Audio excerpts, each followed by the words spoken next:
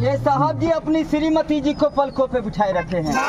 ये साहब जी अपनी श्रीमती जी को पलकों पे बिठाए रखे हैं, कहीं गिर न जाए पलकों से नीचे, इसलिए संजय भैया अपनी पलकों पे बिठाए रखे हैं।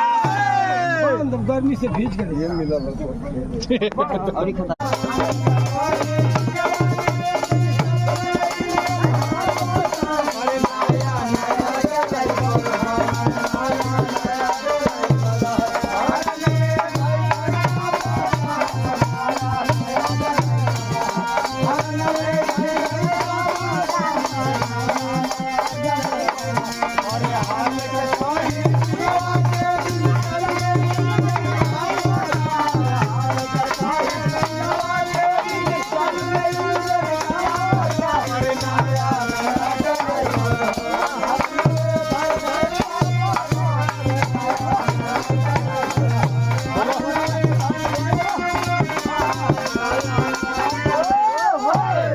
साहब जी अपनी श्रीमती जी को पलकों पे बिठाए रखे हैं।